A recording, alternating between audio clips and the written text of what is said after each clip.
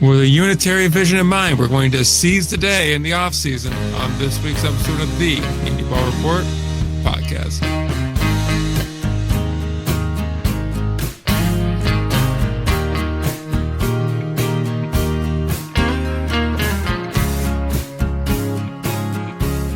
We're back, episode number 345 of the Indie Ball Report podcast, a straight shooting show that gets right to the point. Ain't that right, Ryan? Certainly, Nick. Certainly. I don't even know what to do when you do things like this. Anyway, totally normal pod. Totally not something that's going to come back to ruin my life eventually. Well, one day we're going to be desperate enough to put an unfiltered version up on like a Patreon, and then shit's going to hit the fan. I don't know how much a Patreon's going to cost, but better be enough to cover the rest of my life. I wish I had a segue for that, but I don't actually. We're going to talk about the Norwich Sea Unicorns today, which is something I bet nobody expected to see, except for those that are following the Twitter and the Instagram at Indie Ball Pod and Indie Ball Report. Casual plugs in there. So Sea Unicorns. Their future was in doubt, and there was a real 24-hour block there where we were like, holy shit, they're going to go to the Atlantic League. This is a bad idea. And then they're like, psych, we just renewed our lease. For a year, and now there's a mutual option for 27, and that's a lot to throw at you, I'm realizing, because like I've been marinating with this for like 5 days, so like I kind of know what's going on, and you guys probably don't, so I should probably start like by explaining the situation to people involved in it. That'd probably be a good idea. I mean, yeah, I can slow roll this maybe a little bit, because the way this played is I had a few people reach out to me, like I would say early last week, maybe the week before, talking about, Norwich, Rick White walking around up there being cited. There's no lease in place. It might be the next Atlantic League destination. And, I was like, hey, I mean, we already have a schedule out, so not for next year, certainly. And then there's, so we were like, maybe not. But the fact that Rick was up there made us go, oh, all right, interesting. And then, as things sort of go, now there's an announcement there's going to be this interview. Everyone's like, oh, here we go. We're going to find out more. And what we found, so I'm like, hey, like I'm in on doing Norwich. Like, I think that's interesting. I'm down for this little adventure. And I think you were too. We're like, okay, we're open to this. Yeah. And then as we listened to this, we learned a few things. And as you mentioned, we learned that their lease has been renewed with the current organization. And that, I guess there's a little bit of a fan base up there, whatever. But the main thing I learned is it sounds like a dumpster fire. And I feel bad because I like local sports radio making the effort to like spotlight their local, summer ball / indie ball teams, whatever the case may be. Never want to come down that one. It's the host is super involved with the team. There is some bias there, I'm sure, but whatever. And they were doing all they could to really present this as, this big exciting thing. And it seems like based on the comments, everyone's super excited. Team's back, all good. Yep, love the thought of taking me out to the ball game too. Love that. Everyone I talk to who are like in our, our circle of indie ball are like, yikes, dude! Like everything, like we upgrading this over and that. Well, not a lot of money. We don't really have the ability to do that. You got a $500,000 scoreboard bill coming up. Get a new scoreboard. I think it's going to be $500,000. And they're like, yeah, I don't know how to do. Like they were talking about how they can't do like they're scraping. They needed a new within the lease deal. A new tarp was in the deal. So like I don't know how that's supposed to work. So yeah, that was kind of our main takeaway was not so much. So we started, I think, piecing together a little bit more of what seems to be going on after the conversation ended. But my gut reaction was like, oh my. I hope they're not going to indie ball because we've seen how hard it is to go from affiliated to indie ball. And while they're not affiliated now, they were prior. They started as a minor league organization. And it's going from summer ball to indie ball is a really expensive expenditure. Yeah. So I'll kick it back to you here and maybe we'll sort of land on what we suspect is happening here. Yeah, so essentially, the city was talking with the Atlantic League back in August. Then they met again on the 3rd of October. There wasn't a lease deal in place at that point. However, they came to terms on a 1-year lease with a mutual option, meaning both parties would have to agree to activate a lease for 27. So for now, we're just going to go unicorns because I don't want to keep saying sea unicorns. Unicorns will remain in the Futures College League, which is not really a top tier summer college league. Correct me if I'm wrong, but it's more like a B or C level type of league. That's the vibe I get. Yep. The problem is, and the reason why we originally thought, oh, they got to be going to pro balls, when we started seeing the terms of this lease, it did not look like a summer college lease. It's $35,000 in rent, $50,000 in capital improvement, and $60,000 utilities. Now, some of this is we're splitting with the city, so I'm not sure if it's the city's going to pay 25, the team's going to pay 25, or if it's we're each going to contribute 50. I'm going off of the assumption that it's going to be the worst financial case because, hey, assume the worst, prepare for the worst. The best happens, hey, you got extra cash flow that you weren't expecting. So if you go off of that basis, you're looking at about $145,000 off the bat before anything else. Yeah. Which is a crazy number to make up in 31 home dates. You got to be doing yes, it is. Yes, indeed. To just get to that number before you even start to pay, concession staff and whatnot. I'm sure there's a decent amount that are interns and whatnot, but you're going to have to pay on-field staff. Sure, the players aren't getting paid, so that's a huge plus there. But there's other personnel that got to get paid. You have to pay for chalk. You have to pay for baseballs. You got to pay for the concessions themselves. You got to pay for a variety of other things. I don't have any idea how you're going to make. What would you say? You need to clear probably about 20,000 a game. Minimum, yeah. So like you're looking an awful lot to get through here for a crowd that. What were they drawing in 25? I think like 2,000 a game, roughly. Yeah, I of course closed that window already. Classic. On average, they were drawing 1,600 people, a little over 1,618. Okay. So that's in 27 days. So, okay, even if you say you make these capital improvements and you jump it up another 200 people per game, which seems optimistic to me, but let's and go. Because you're also doubling the number of games. Yeah, you're making a lot here just to get that the summer college bit. Mm-hmm. So if you then to now get in from talking about the facts of the matter to more opinion based, if you're going to jump to any sort of independent level here, those expenses are doubling overnight.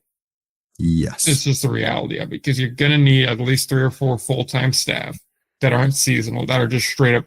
They're here all the time.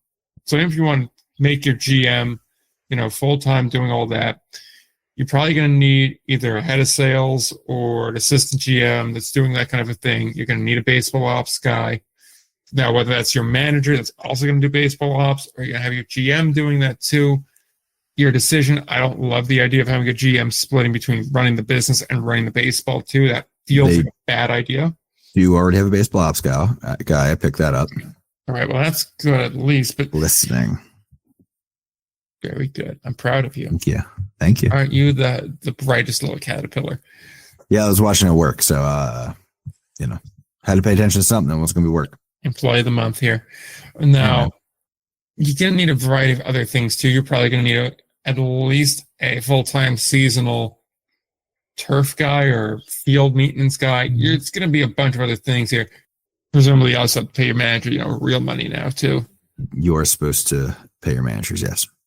I'd imagine they're probably going to have to pay him at least 70, right? Yeah, I'd say so. So you're looking at least 70. Plus, being that I imagine that would make them a year-round staff. Maybe you're probably going to have to start paying benefits too. You're going to need some bennies. Oh, and also you're going to have to insure the players too. Yes, you will. Workers' comp.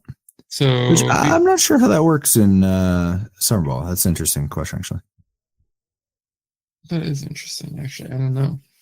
That's the main point I'm trying to get across here is you're going to be jumping up this expense to where this 150 base is going to seem like pocket change by the time you're all said and done. You're looking at millions a year to run it. Now, presumably, if you have ownership that can either A, tank the hit, B, wants the write-off, or C, has a way of making money, it's not a problem. And like the obvious plus is like, hey, yeah, if you go to the Atlantic League, you'll have like 60 dates to work with to make some money. Which, I mean, ask Lexington, doubling your number of dates does not mean you're going to make double the money. I need to emphasize that to everybody. More gates does not mean more profit. Just really, really need everyone to hear that, because I know there's a couple GMs and owners who do listen.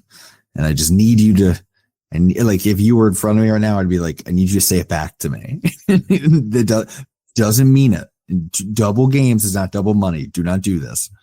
Double games, double potential for revenue. Speaking double of somebody games. Who just had to set up a web link to a product that was a gnome, and all of a sudden war flashbacks to the genomes. Just, I need you to lock in and keep it in mind. More? Less. More? No, wrong way. Line go up? Line does not go up. Line almost never goes up. Line goes up for about 8 of you.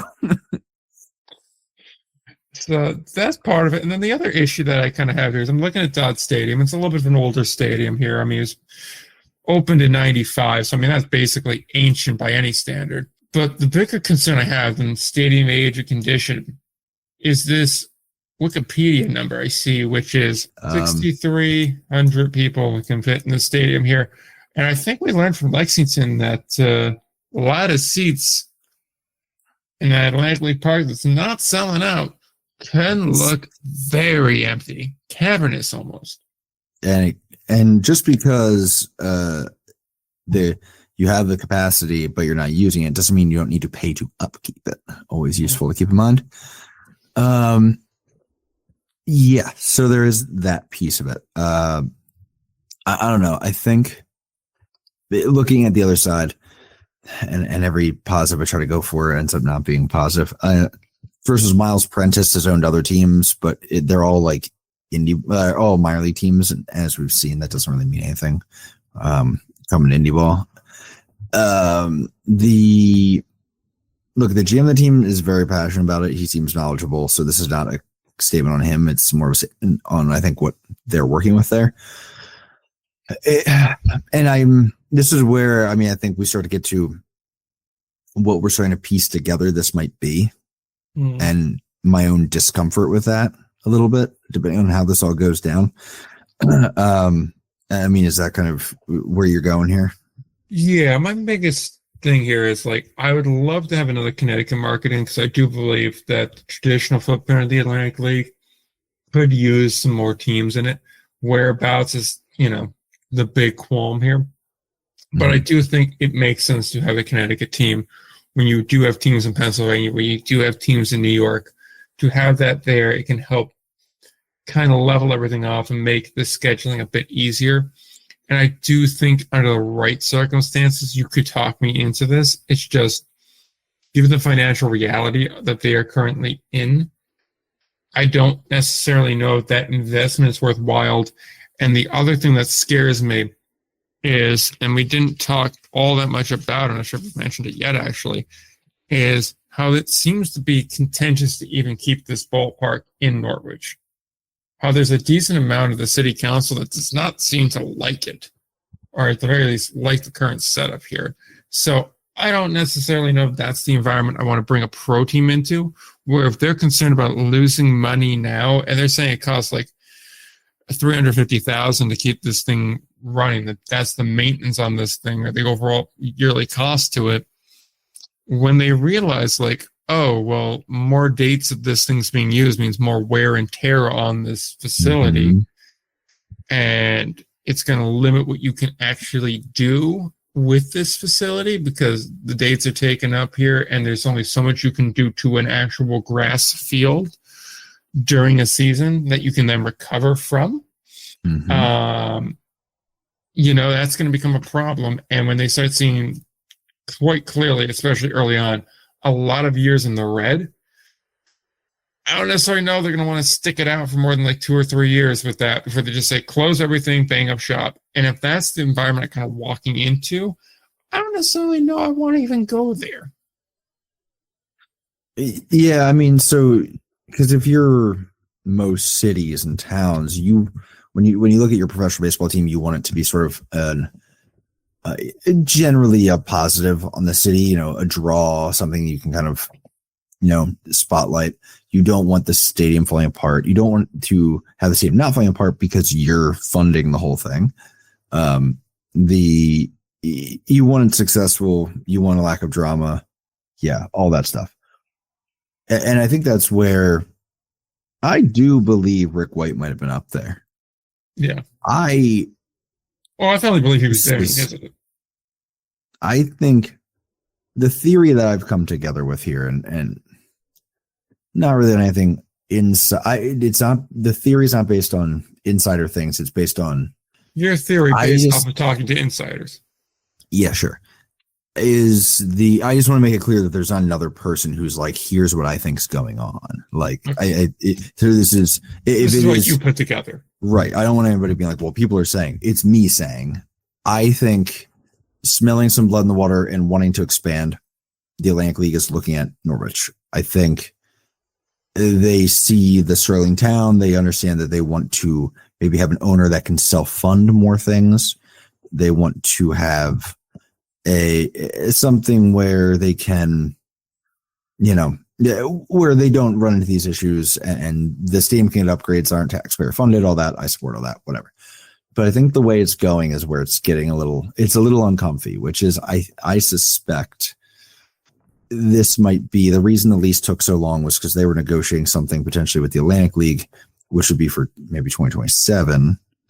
And essentially what it will be is after 2026, I wonder if the move is to just not renew the lease for the Sea Unicorns and then lease the stadium to a new owner in the Atlantic League, which is harsh. I feel like we don't see that. I feel like that's a different tone than a lot of the deals that we see, where it's, oh, we're moving into a different town, or we're just booting this owner, and then maybe a year later, 2 years later, whatever. It's so different if it is in fact something where it's we're done with you. Like it's like you would with just a player being like, we're not going to renew your contract and we're signing your replacement right now.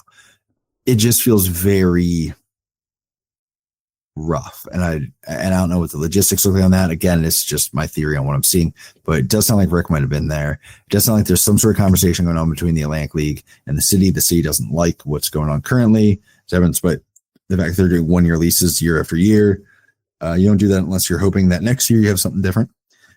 I think they don't want to be in the business of continuing to do these deals where they're giving money so you get a new tarp and all that stuff. And meanwhile, the stadium's not part. They're probably looking at that scoreboard going, we don't want to foot that bill, man. Like, we don't want to drop $100 million or $500,000 on this. Like, what are we talking about here? So, and I'm sure, as the ballpark ages, that too will become a question mark. So, I see it. I understand it. And I'm one for not paying for stadiums with taxpayer money. But it is, I hope if this is where it's going, I hope it's done in a way that isn't, it doesn't feel gross, if that makes some sense. It does feel very succession-y, like a little cloak and dagger potentially. And look, we don't know. There could be communication going on. Everyone could be perfectly aware of this up there, and it's just not publicly announced yet because obviously you don't want to publicly announce that. But like, everyone involved could already know what's going on and has plenty of leeway to figure out if they want to try to stay or go, whatever. I'm not saying this is for sure. I'm saying there's a lot of room for this to be not great. And that's what worries me. I kind of get that vibe almost from that interview when they announced that it's linked to show notes, that as a GM very much is like, we're on borrowed time. I kind of got that vibe from it. Yes. So I would be shocked if that's the case here, where it's like, we all kind of know what the deal here is. Specifically, I mean, he was being asked, like, so the deal's for this year, yes, and beyond, we'll see. Yeah. And it's like, well, okay. Very clearly stating the mutual option. Yes, it is a mutual option. Which I feel like you only make very clear multiple times over if you're trying to go, this isn't us, it's them. The option being mutual, by the way, is interesting. It's not really super relevant to this, so we don't have to talk about it much, but it does interest me because it's like, are you suggesting the owner won't pick up the option? How bad is it? That's weird. They own Midland. Like, they're doing some money. They're doing some business, making some money. Like, that was one that threw me off a little bit. I was like, because I could see the city being like, we're good on this, we're done. Yeah. But like the owner having an option too is kind of crazy. That was a weird one. So unless maybe it's more of a buyout deal, so there could be something there. I don't know. That's where I was a little thrown off. Where I was like, mutual option. What, are you guys leaving? You got plans? Come on, man. I mean, in that same interview, he did say we explored other cities, and there was one or two that were interested, which I found curious. Is that the verbiage he went with? Yeah. I'm not questioning you. Okay. More or I less, was just checking. Not sure it was the exact, but it was on the table, but there wasn't really anything viable, and it wasn't something that they wanted to do or something. Yeah, they didn't want to do it, but when they looked into it, there was one or two cities that were interested in it. But which is funny because shades of Grand Junction last year. Yeah. Multiple other towns want us. Pueblo, go. What a mess. I will say the last 2 points before we move on to some of the other things we got, because I'm afraid of us just talking in circles soon enough. But first is we have also overlooked something big in that interview, which is him mentioning like, oh yeah, Lowell's going to be joining the Futures League. Yeah. Did he just break that? Yeah. Yo, dude. Just, like, we're casually mentioning this. And we're like, yeah, so now we're up to 7. I'm glad you mentioned that because that was so for the most part, I was like, man, this guy seems like he genuinely loves ball. He loves the team, whatever. And like kind of sucks to see this struggle ongoing. But in that moment, I was kind of like, I could see them being like, let's get rid of this guy. I could see this being like, screw this. Like big Tom Holland energy right there. I was like, dude, what's all this? Like, I would be thrilled. I mean, this is also local too. I'm sure it got picked up there. I didn't look into it, but also, it's. I've suspected Lowell as a possible Atlantic League entry off and on. I've wondered if they would ever make that move. They also have the other one we were just saying, Vermont up there, who's apparently drawing fans left and right. Yeah, and let's not sleep on the fact that Vermont was talked about back in the day when they first got cut. Also, just quickly fact checking ourselves here before someone gets this as they're typing. It does look like at the end of July this was announced that they were going to go to the future. Okay. All right. Cool. So we jumped again on that.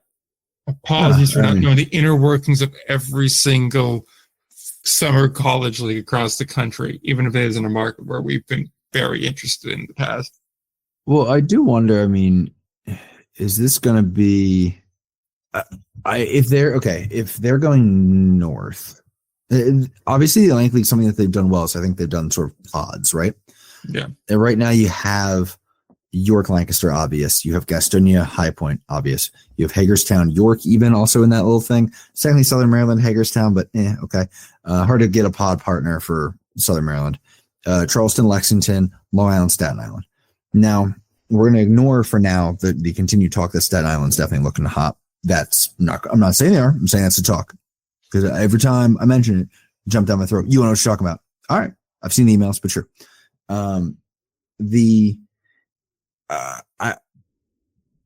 If they went up there, my point is to say, are they looking for a replacement for a Northeast team, a Staten Island perhaps, or are they looking to do a new further Northeast New England pod, maybe a Vermont, maybe a Lowell? That's where I'm really interested. Bring back New Britain. I'm kidding. Please don't do that.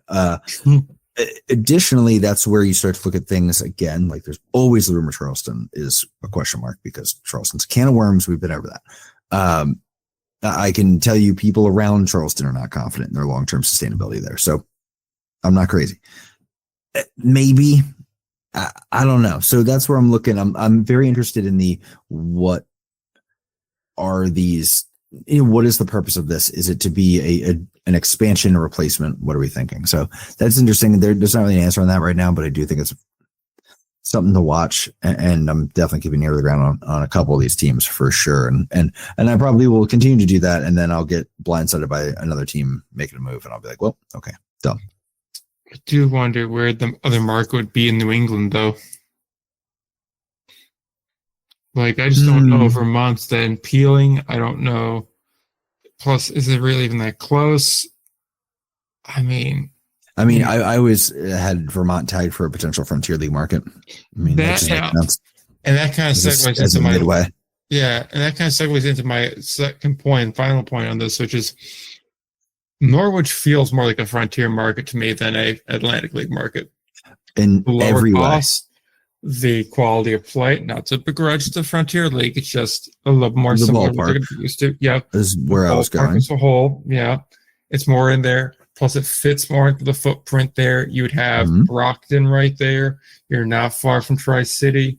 You're also, kind of the waypoint between when you start to go on that northern road trip and when you're starting to come back down. And we do know they want to get to 20. That would help the cause there too.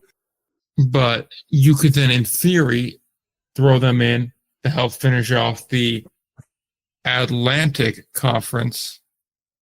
Mm-hmm. And then you just got to grab one more Westernish team to finish off the Midwest Conference. Yeah, sorry, I forgot those are the conference names for hot sack. I was annoyed. Yeah, I got annoyed as I was saying it. East and West ship, fixed it. Just calling out Shep by name. That's a crazy choice.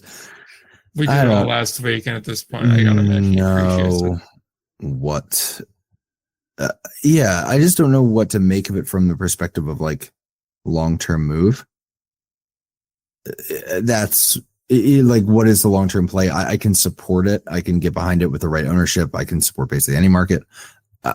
I'm just, what would be that long-term move, as I said. When I'm looking at it, though, looking at the Frontier, I just check out the Pioneer. Yeah, okay. I mean, yeah, it really does. Anything in New England just makes so much more sense. Sort of as a go-between with the Canadian teams up there and the American teams. Sort of a lot lower. Yeah. The only part that's going to hurt a little bit more is any sort of expensive plane in Canada.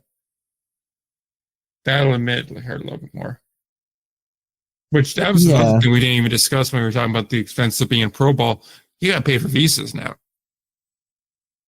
Dude, visas are a mess. That's going to be its own thing. I know I've talked about it a little bit before, but I have not talked to a baseball ops person this year yet who hasn't expressed some sort of concern about visas. It was a mess this year. It's going to be specifically if you just don't have an organization that's on it. They're expensive. It's only going to yada be yada yada. The benefits of soft power. Yada yada yada. It's fine. Not going to do it now, but I just think, yeah, that's going to be a mess. I mean, and I don't know. I got takes on that too. I think if we're looking at the talent level that's applicable to successful indie ball play, I do think it's doable without internationals. That's not a popular take. I just think it's probably super doable. There's a lot of talent in this country right now. A lot less rounds of the draft, frankly. So I'm interested to see if anybody goes that route this year and finds success. Just not going to do it. It's not going to do the visas. Too much of a pain. Too much of a wild card. Too expensive. Not going to do it. I think we'll see a few of them. I think we're actually going to see a few teams do it. But will it work? And what league will they play at? Different conversation. Yeah. So wrapping up on Norwich here. I will also say the current attendance number would put them third from the bottom in the Frontier League if they were to go that route. Yeah, and that's with added games too in the Frontier. Yeah. So oof. So even if you want to say negate, like the added games will be negated by a pro bump. I mean, they're not that far at that point behind Three Rivers. Ew. Well, I wouldn't say that that's a given. Also, the pro bump, I mean, we like to talk about it, and you and I were big on the on-field product, but like, if it's not marketed well, you got to do the work. You can't just be like, "Hey, these are former MLB guys or guys who are close to playing in a show," and just think people are going to show up. In total fairness, too, they would actually probably be ahead of the Jackals too. The Jackals are lying out their ass saying they had 1,900 people there per game, dude. Yeah, that is unreal. Deception every day, more lies. But that is unbelievable to say that with a straight face. Yeah. Also, wild thing here, Brockton for openings has 42 and a half. What the hell? Is that what they're calling like a single admission doubleheader? Maybe. I don't think so. That's It's like saying something that was. Anytime you open your gate, it counts. Each game counts as its own thing. I don't like it. And you gotta. I feel like you gotta specifically input that number. Someone made a decision. Oh, absolutely. Wait, are Nice they to us on really? this. Hey, are they really close to anybody in the like average attendance? They are 84 away from catching down east. They are currently at the bottom. What was their total attendance number real quick? 55,736. And what was their number of gates? 42 and a half. All right, at 1327, would that put them above or below them? 1327? Yeah. Still below. Oh, okay. I was wondering. I could see that. There's a lot of stupid stuff when it comes to attendance rankings in leagues. I was wondering if they were like, weren't happy with like a BS opening or something. And they were like, no, make them 42 and a half gates because of whatever stupid reasoning and then drop them down below in the average. I was just curious, but Yeah, no, they're last either way. throwing it out there. I've seen from hanging around Reddit a bunch, there's some Eastern League shenanigans that goes on, which is really crazy. You're right. Yeah, I just want to point that out. I just think if they were to go pro, Frontier may be the way to go, especially because the gates would be lower, even with the now increased to 102 games, which we gave our thoughts on last time. 51 is a lot more manageable. I think 51 versus 60. How much of a difference is it? But it's enough of one to where, I think it'd be a better option. Mm-hmm. So, on that note, we do have some other Atlantic League talking points, mainly just a quick update on some extensions. Jamie Keefe and Frank Viola both extended through the 2028 season since they've gotten there, which is the start of High Point. 4 playoff appearances in 5 years and a 435 and 332 record. So pretty good overall here. Haven't been able to go over the hump and get the thing done yet, but always seemingly putting together a respectable team. I was going to say, but he can't win the big one. The hell? I'm kidding. Obviously, Jamie is fantastic. His staff's doing a killer job. So the Indie Ball is currently better for the fact that they are running a team right now. So, yep, I fully support that. And I think that was a no-brainer for High Point.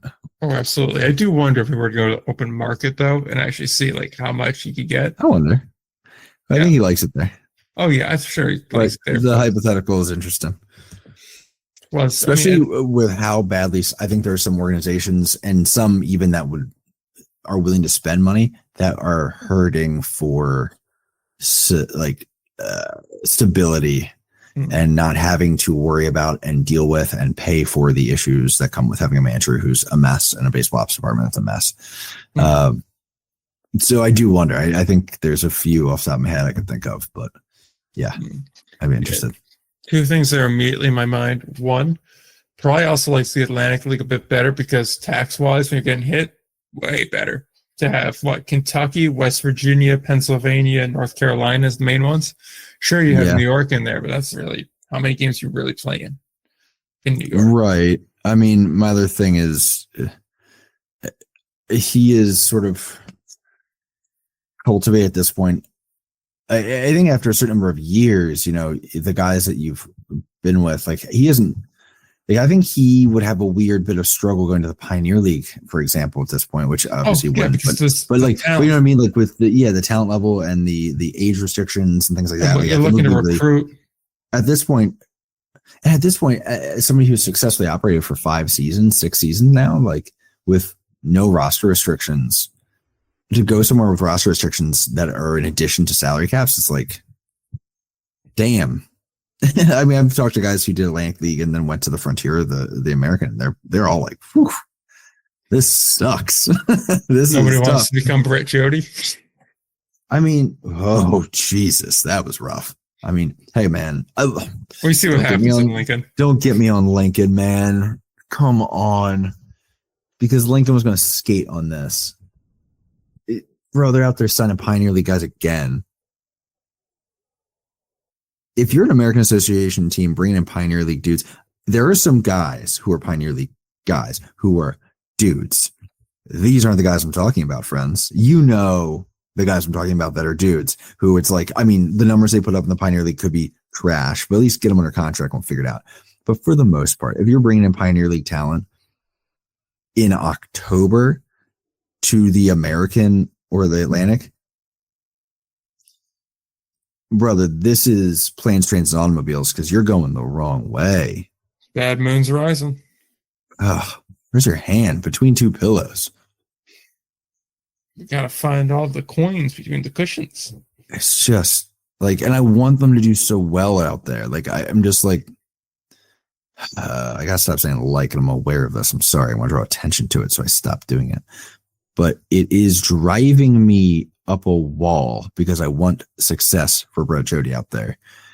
And instead, we are running into a wall, getting knocked out, getting back up, going, what happened? Well, I should try running into that wall. And this is just a general message. I need a lot more managers, or I guess I'll go this way, a lot less managers to be telling me that they can fix a guy. The number of times I reach out to a manager and I'm just like, and this is a rant now, I'm so sorry. I reach out to a manager and I say something along the lines of, hey, got this guy, you know the experience. We were just talking about a guy before the pod. And here's what he looks like. Here's some numbers. Here's a video. Here's, bio, stats, whatever the case may be. And he just got let go. I think this is the move for you. Like we've made a lot of time. It's just direct follow up to a conversation I had with the manager days before. And a number of times I get I like this guy that I got who's a 7 ERA dude, or he's, hitting 210, but I think I can fix him. And it's not that you can't. It's not that you're not talented. It's not that indie ball coaches aren't some of the best coaches in baseball, by the way. Every time I'm reading nerd stuff about baseball, so many times indie ball coaching comes up and indie ball guys come up. We got an indie ball hitting coach right now in the World Series. I was talking to some driveline guys the other day, and they're talking about some of their favorite indie ball people who I didn't even know bounce around driveline. Yeah. It's just stop, because here's the thing: you're either you're in a development mode or you're not. And there are some guys like Quebec, I think is a good example. I think Quebec occasionally brings in a guy that they're working on. I think High Point's one of those as well. I think there's a few of them. Lancaster will do it occasionally. And they're really trying to build a guy into what they're looking at and what they're trying to get. And they know there's a time frame. And if you can't, then especially the higher leagues, you can offload them to a lower league. Whatever, it's fine. But there's some where if you're hurting and you need wins today and yesterday, this isn't the time, pal. And especially when the team isn't good, because you're not putting the guy you're developing in winning situations, typically literally, but also, beneficial to their own development. And that's just, no one wins. It's so often I can predict it. Then let's say I get 10 responses back a month that are talking about, we're going to work on something with him. Okay, maybe. Right. I would say 9 out of 10 don't work out. It's just, and it's not poo-pooing it. I think it's a good place to develop. It's just, in general, I'm getting that as somebody who does know a thing or two about player development and working with guys and whether it's swings or throwing mechanics or, the Edgertronic hams, like, it just, when I know these organizations don't have it, it breaks my brain because I'm like, what are you going to tell this kid that he hasn't heard somewhere else? He does need development, but it's not you. I hate to be that guy. Sorry, that was a negative rant. It was just, this is the earliest I've been getting it this year. Maybe it's because it's getting hard to sign guys, whatever, but I've heard it from 6 or 7 different places. And I'm like, you're signing projects in October? No, begging you not to do it. Sorry, I'm done. That was an unexpected rant from me, and I apologize. Unless you were into it, in which case, follow me. Circle back. Anything else to say about Jamie Keefe and Frank Viola? Sorry, Jamie Keefe's great. Talk about somebody who can develop people and knows where to find guys and has good connections and knows how to utilize them, specifically in the Atlantic League. Jamie Keefe is, I think, fair to say, one of the best to do it. in the history of the league. Yes. When it comes to a manager properly trying to figure utilizing out- his skills and resources. Top 10, not 10. Maybe not top 5 though. I think one more year like last year, he's sniffing around top 5. I mean, Yeah. he is his managing record with High Point is insane, man. Yeah, I mean, I said at the beginning of this, 435 wins to 332 losses. I mean, that's a Whew. crazy total there. Wow. I mean, he's almost certain. I'm not trying to say almost certainly, but he has pretty good odds of getting to 500 this year. Mm-hmm. It'd be surprising if he didn't. I mean, what, 500 ball gets him there? Yeah, and that's in season 7, I think. Yeah. So, I mean, you just would like to see one title from there. But, I mean, playoffs are a crapshoot. So, you know how I feel about playoffs. And once again, I got angry messages for discounting the playoffs from ladder match. Don't make me bring out the slog to rigor mortis. I love using it like it's a threat. We're going to move on to the next topic, and I'm going to drop this bomb before I run. How much would the Chicago Dogs have to pay Jamie Keefe to manage there? Because we know roughly what Passerella was making, and he's not as sought after as Keefe. 120? At least. I think that number's close. I don't think he makes that much at High Point. I think they got to pay him. I think he makes good money. Oh yeah. I don't think High Point has a lot. Is my thing. I don't think High Point makes it like that. Now they spend what they make because of nonprofit status, but yeah. I'm just trying to think. Like, what do you think? What I'd give to see more of the books that I've seen. I've seen the books, and I'd say 20% of indie ball teams right now. Oh, what I'd give. And 50% of the leagues. Argue amongst yourselves, leagues, whether I've seen your finances. Okay, I think I know which ones. Yeah, it's pretty obvious if you think about it. Yeah. Speaking of one of those, Ryan have moles. All right, let's go to Long Beach because we have name finalists. Yeah. About 5,000 votes were cast. Final voting ends on October 29th with the final name announced in January. And your choices are the following 3. The Long Beach Coast, the Long Beach Parrots, and the Long Beach Regulators. How did you get the 3 worst names? Are you high? What are we doing, Long Beach? Long Beach? Okay. Oh, God, Long Beach, I'm begging you. People are going to Google Long Beach Coast, and you're not going to come up. To this day, I'll still occasionally Google Southern Maryland Blue Crabs on a computer without my algorithm, and I'll still get restaurants. I'm begging you not to do that. Long Beach Parrots, I guess, works, but it's stupid. Long Beach Regulators, don't do that. It's just not, it doesn't have good connotations. Don't do that. Like, I'm far, I'm not going to say. I don't know. California could be dug in on the regulator thing. Like, they might, I think there's some of the same flags would pop with Californians as that. I'm telling you, Regulators is about to win. I'm not calling SoCal the most educated voter base for anything. Said what I said, but it's just frustrating. Read a book.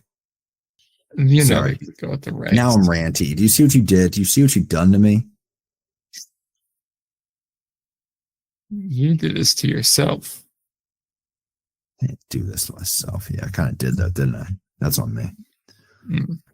Because, like, am I thinking, because I get, okay, by the way, and I get it. You're going for the Nate Dogg reference. I want to get ahead of that because people are going to think that I don't get it. I get it. It's dumb. In fairness, we said Ballers was dumb too. Ballers is dumb.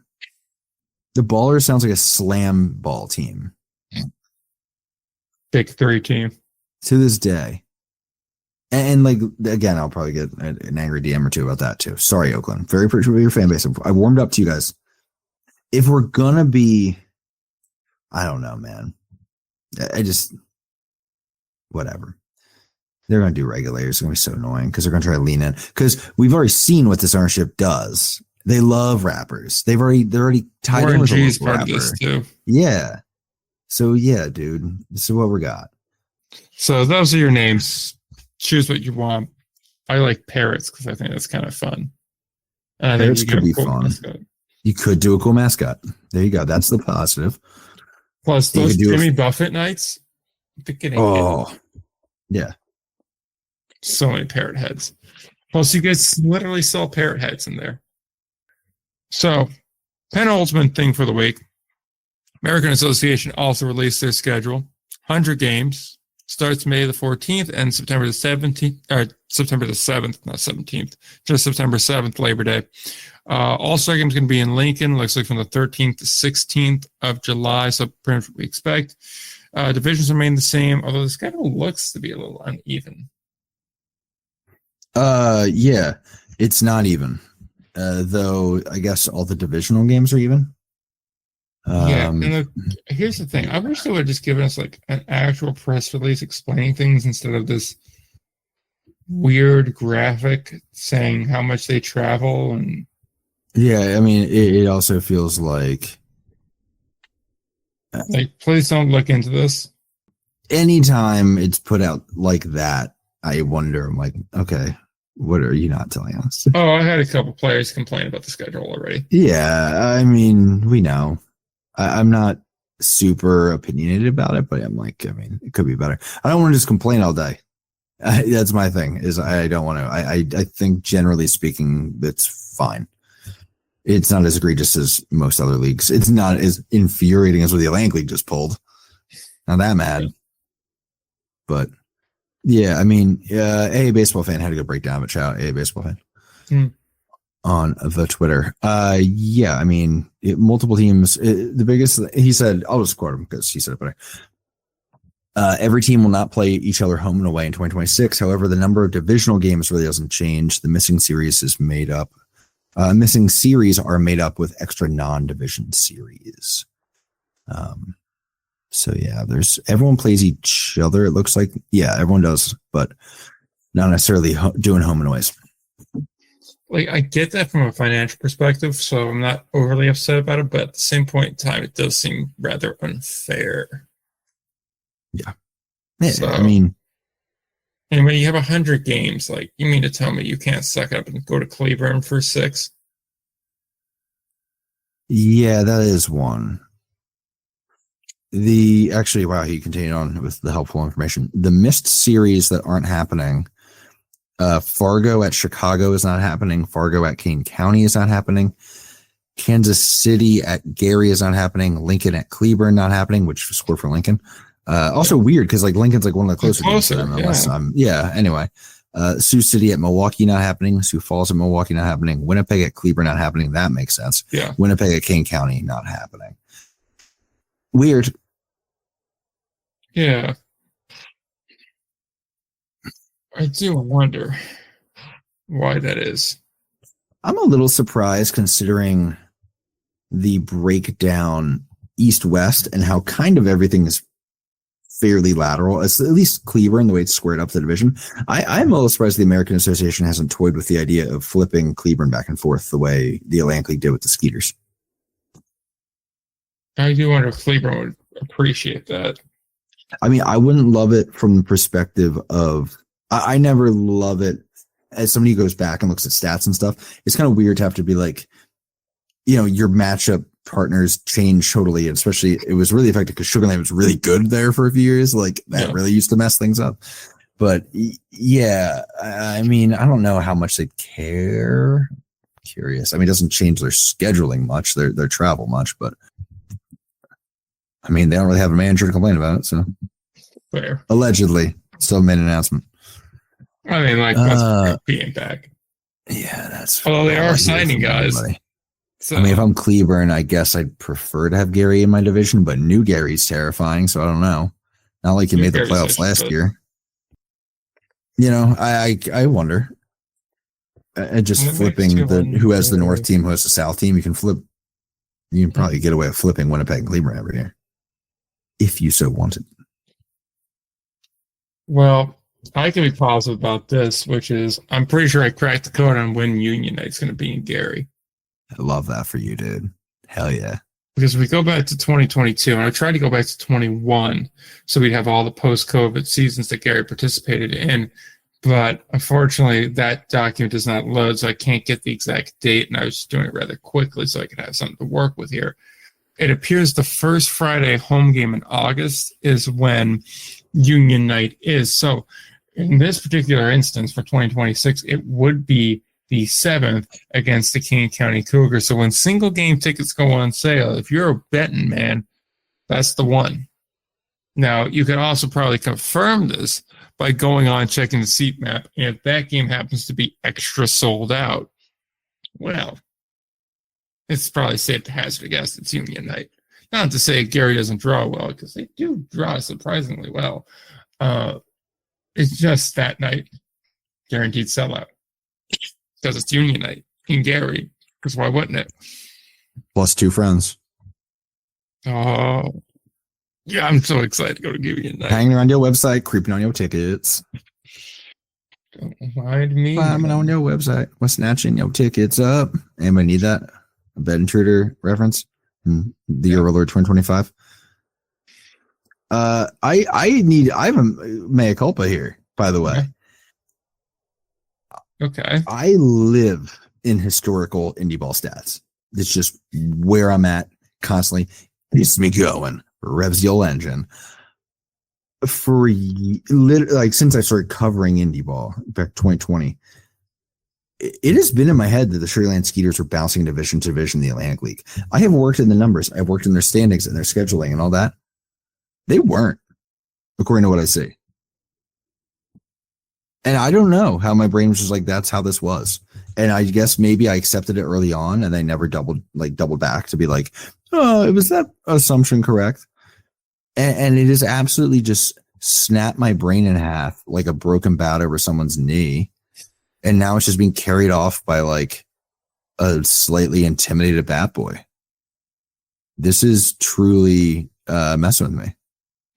So you heard it here first, folks. Ryan, fake news. Yeah, that is really crazy. I don't even know what to do with that. I'm just checking it one more time in the media guide. I mean, wow.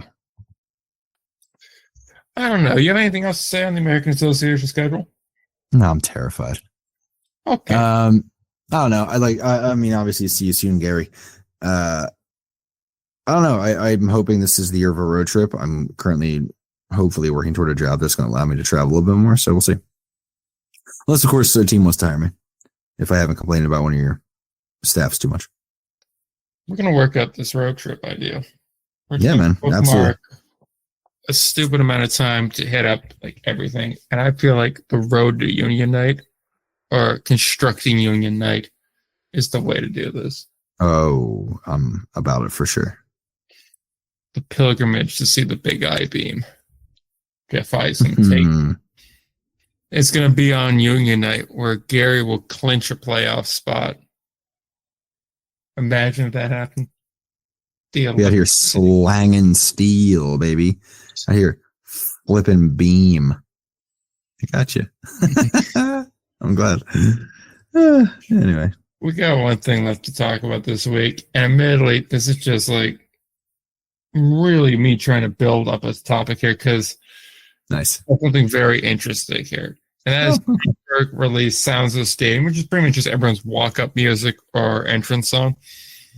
And unrelated to it, a while ago, and I hadn't listened to any of these guys' music, so this came out of nowhere, and it slammed into me. I want to make that clear. I was thinking, like, if I was a closer, what music would I want to come into a game to? I feel like everybody does this. Every baseball fan thought about this. Mm-hmm. And for me, like, Money for Nothing by Dire Straits feels like the answer, at least for a while. Because, like, it has the intro where it kind of works. And, like, in my head, like, you could have a great, like, graphics package of you just, like, K-ing people and having, like, batters looking stupid as you come running in with good music. Like, great. Plus, the name of the song fits. It's like Money for Nothing. This is so easy that it's, like, nothing to me. And they're paying me to do it, too. And then lo and behold, on the Sounds of the Stadium by the Schaumburg Boomers, Dylan Stuntsman has Money for Nothing by Dire Straits. Dylan Huge for you. Stuntsman, you know ball. And so I figured we just kind of go through all these other songs here and very much harshly judge each of these players and offend half of them. Big content week. It is a huge content week. Hey, no attendance discussion yet. A little attendance discussion. We're talking Norwich. Note how close you came, Billy. Note how close you came. Now, Yeah. Alex Galarco. You know how we do it by Ice Cube or Thoughts? Easy Lover is crazy, by the way. That's wild. I mean, it worked for Anthony this year. Love Me Again by John Newman is also crazy. There's a lot. That's what I'm saying. You know how we do it is a good vibe, but boy, is there a specific energy here. Yeah. Higher Love, Higher Love. Version. Interesting choice for Chase. Interesting choice. Drift Away. So personally, because I did get to do a little bit of music selection back in the day, I was always a sing-along guy. Okay. I want something people could sing to. I thought it established an authority. It's sitting there, baby. You're on. It's my show. It's not yours. Yeah. I don't know about Drift Away either. Like Drift Away is weird. I don't know. Mainly because Uncle Kracker. As someone who has seen Uncle Kracker in concert, not by choice, it's tough, friends. Yeah, like I don't know about that. Ooh. It just doesn't feel like it fits the vibe. 360, whatever. But that's so good. That's a great song. Kyle Fitzgerald, you dog. Yeah, we got. I don't know with the dreams for a pitcher. It's not bad either. I mean, anything with Toby Mac does kind of make me hesitant. Mm-hmm. But all right, Uwa does rip, and I got to assume it's not really the. I don't know. It's just it got to be not a very heavy Toby Mac version, so it's fine. Yeah, like I'm guessing there's not a lot of Toby Mac play in that walk up. Yeah. Let's see. Yeah, Green Day. Over to Broken Dreams is so angsty. I thought when I was a kid, I thought that would be like my music if I was coming in from the pen. So moody and angry. I see you, Aaron. I see you, Aaron. We're on the same page, man. We're both going to be at Warped Tour. I feel you. Oh, dude. Catch me at Warp, Poppy. Legit thing. Into the Night by Santana is a vibe. Okay, Michael. Yeah. No gold with that one. Christian Johnson when I get there. Ooh, Sam Kuczynski with Temperature by Sean Paul. Yeah. Okay, some give it to all girls. Not some. All. I don't think Unicorn Zombie Apocalypse is by Borgor it's I don't think I've heard that. Pulling Borgor on the people is a move, Christian Lopez, but all right. We're growing some Greta Van Fleet here. I know Greta Van Fleet, who I still sort of like crinkle my nose at, but I shouldn't. I've matured past my Greta Van Fleet dislike, and I know it shouldn't be that way. So whatever. Buddy Pendel pulling the Motley Crue. Don't know about it. That kind of checks, though. I mean, yeah, it does. Nick Podkul dropping "Blown Away" by Akon. Okay. Will Prater.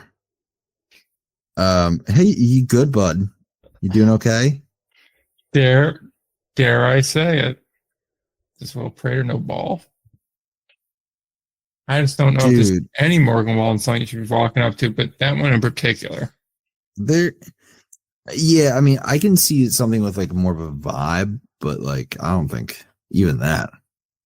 I could see. I saw someone this season walk up to an Ernest song, and it worked really well. Because there is something about just a low key, like I was going back to Shane Victorino used to walk up to Buffalo Soldier. Okay. And it was like, oh, it worked. And those are gutsy ones because if they don't work, it really is like, what you look like an idiot. Yeah. Baby, I Love Your Way. Yeah. By Big Mountain. Okay, Caleb Rydell. Isaiah Rivera, God Is Good by Forrest Frank. What? Is that our first like gospel song?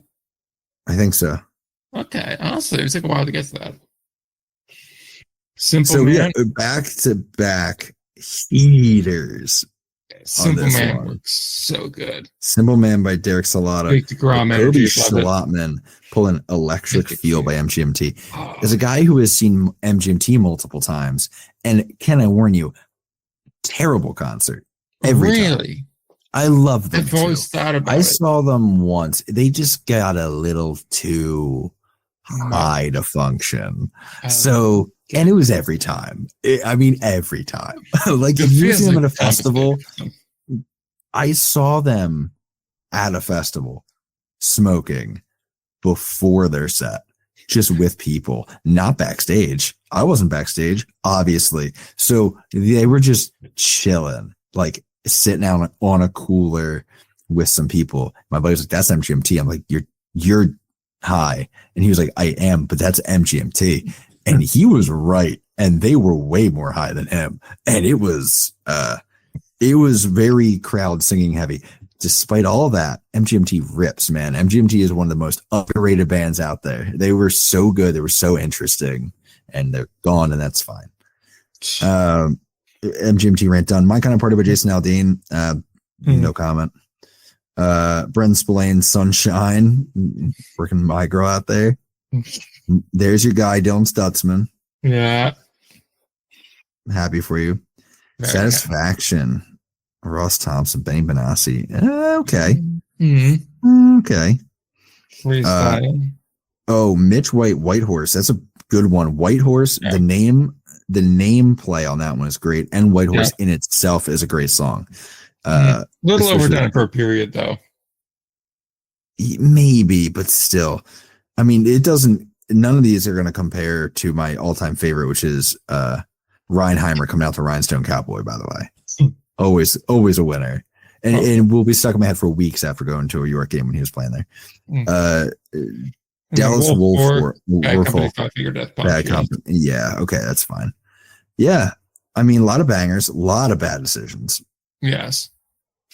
I would encourage every team to do something like this because, as I said, the offseason is long. We need to know who can't be trusted, frankly. Exactly. Strong read. Yeah. Whew. So that is where we leave it for the week. Hold on. Are you Money for Nothing? Is that what yours would be? Yeah. Okay. Fair enough. Cool. Yeah. There's a couple other ones I've thought of in the past, but that's probably where I'm settling for now. Money for Nothing. Yeah, I like that. It's a good vibe. As for you, is there one in particular?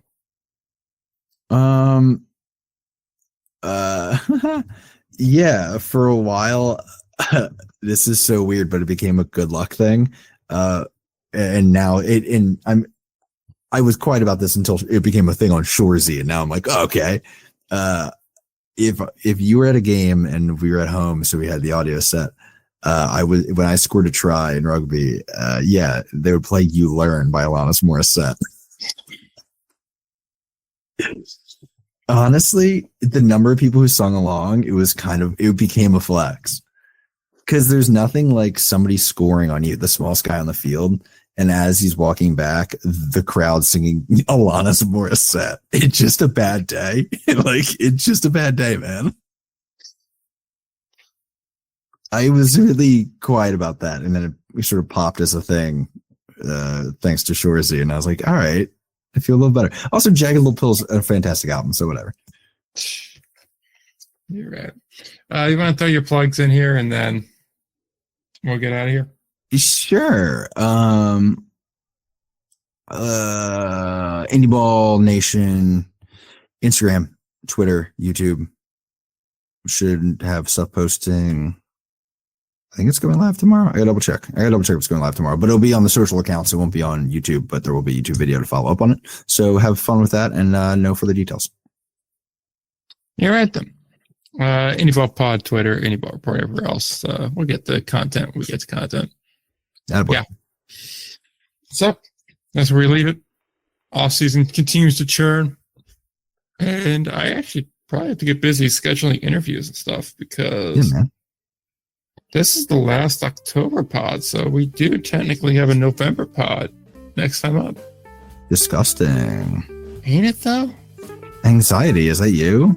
Time passing, death approaching. I can't deal with that. Slow march to rigor mortis continues. Oh man, we got through a whole playoff run without me doing that reading. I've referred to it like it's from the gospel, just in a way. In a way, we still wonder the eternal question: where would you put the pit? We'll find out the answer eventually, perhaps next time. But until then, don't forget to play ball.